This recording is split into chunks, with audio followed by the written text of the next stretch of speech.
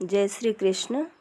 आप सभी का हमारे YouTube चैनल पर हार्दिक स्वागत है। आज की इस वीडियो में आप सभी सुनेंगे माघ मास महात्म्य के 18वें अध्याय की कथा। तो आइए सुनते हैं। वशिष्ठ ऋषि कहने लगे कि हे राजन, मैंने दत्तात्रेय जी द्वारा कहा हुआ माघ मास का महात्म्य कहा।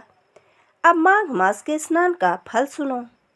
हे परंतप, माघ स्नान सब यज्ञों, व्रतों का और तपों का फल देने वाला है।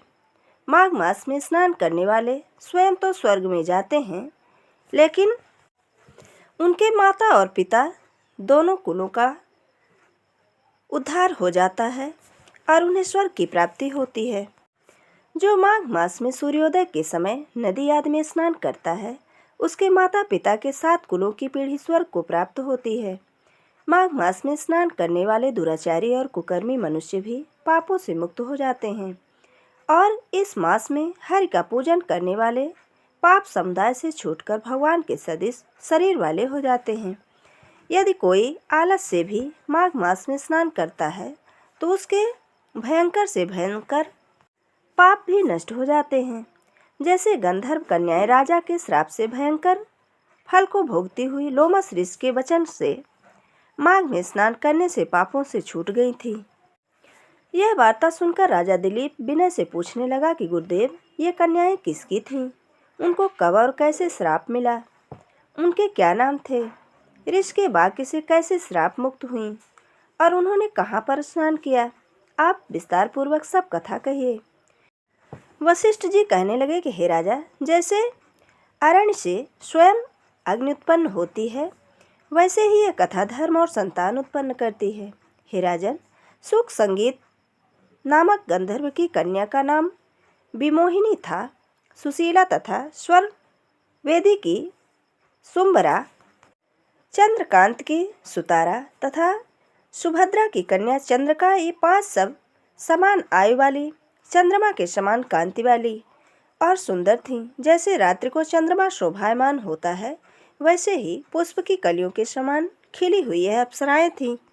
ऊंचे पयोधर वाली, पद्मिनी वैशाख मास की कामिनी, यौवन दिखाती हुई नवीन पत्तों वाली, लता के सदिश गोरे रंग, सोने के सदिश चमकती हुई और सोने के अलंकारों से सुशोभित, सुंदर वस्त्र धारण किए हुए, अनेक प्रकार के गाने और वीणा अथवा बांसुरी तथा दूसरे बाजे बजाने में प्रवीण और ताल लय स्वर नृत्य कला में निपुण थीं। इस प्रकार से वे कन्याएं क्रीड़ा करती हुई कुबेर के स्थान में विचरित हो रही थीं। एक समय कौतूहलवश माघ मास में एक वन से दूसरे वन में विचरित करती हुई मंदिर के पुष्प तोड़कर सरोवर पर गौरी पूजा के लिए गईं। स्वच्छ जल के सरोवर में स्नान करके वस्त्र धारण कर मौन हो बालू मिट्टी की गौरी बनाकर चंदन कपूर कुमकुम और सुंदर कमलों से उपचार सहित पूजा करके ये 5 कन्याएं ताल नृत्य करने लगीं। फिर ऊंचे गांधार स्वर में सुंदर गीत गाने लगीं। जब ये कन्याएं नाचने और गाने में लीन थीं, तो उस समय अक्षोद नामक उत्तम तीर्थ में वेदनिन नाम के मुनि के पुत्र अग्निपृष स्नान को गए।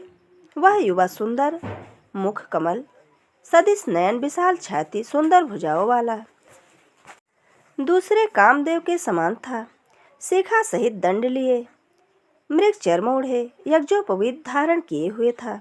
उसको देखकर 5 कन्याएं मुग्ध हो गईं और उसका रूप यौवन देखकर कामदेव से पीड़ित हो देखो देखो ऐसा कहती हुई उस ब्राह्मण के चित्त में कामदेव का डर उत्पन्न करने लगीं और आपस में विचार करने लगीं कि यह कौन है।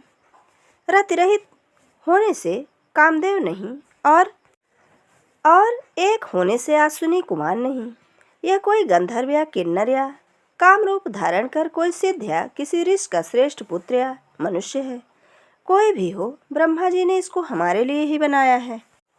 जैसे पूर्व कर्म के प्रभाव से संपत्ति प्राप्त होती है, वैसे ही गौरी जी ने हम कुमारियों के लिए श्रेष्ठ वर दिया है और आपस में यह तुम्हारा वर है, यह मेरा अथवा सबका, ऐसा कहने लगीं।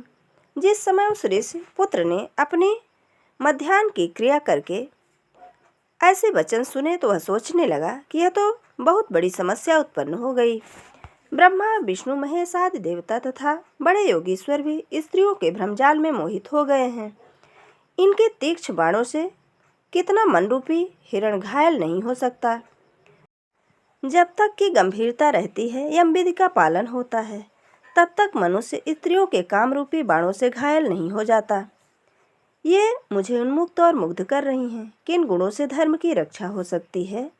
स्त्रियों के मांस, रक्त, मलमूत्र से बने घृणित अशुद्ध शरीर से कामी लोग ही सुंदरता की कल्पना करके रमन कर सकते हैं। शुद्ध बुद्ध वाले महात्माओं ने स्त्रियों के पास रहना कष्टकारक कहा है, सो जब तक यह पास आए घर चले चलना चाहिए। अतः जब तक वह उनके पास आई, वह योग बल के द्वारा अंतर्ध्यान हो गया। ऋषपुत्र के ऐसे अद्भुत कर्म को देखकर वह चकित होकर डरी हुई चारों ओर देखने लगी और आपस में कहने लगी कि यह क्या इंद्रजाल था जो देखते देखते ही विलीन हो गया। और वह विरह की अग्नि में जलने लगी और कहने लगी कि हे कांत, तुम हमको छोड़कर कहाँ चले गए? क्या तुमको ब्रह्मा ने हमको विरह रूपी अग्नि में जलाने के लिए बनाया था? क्या तुम्हारा चित्त दया रहित है जो हमारा चित्त दुखाकर चले गए? क्या तुमको हमारा विश्वास नहीं? क्या तुम कोई मायावी हो? बिना किसी कारण के हम लोगों पर क्यों क्रोध करते हो? तुम्हारे बिना हम नहीं जिएंगे। जहाँ पर आप गए हो हमें शीघ्र ले चलो, हमारा संताप हरो और हमें दर्शन दो। सज्जन लोग किसी का नाश नहीं देखते हैं। ये थी माघ मास के 18वें अध्याय की कथा। आगे का वृत्तांत हमारी अगली वीडियो में। अगर हमारा ये वीडियो आपको अच्छा लगे तो लाइक ज़रूर करें और मित्रों के बीच में शेयर करना बिल्कुल ना भूलें। जय श्री कृष्ण। धन्यवाद।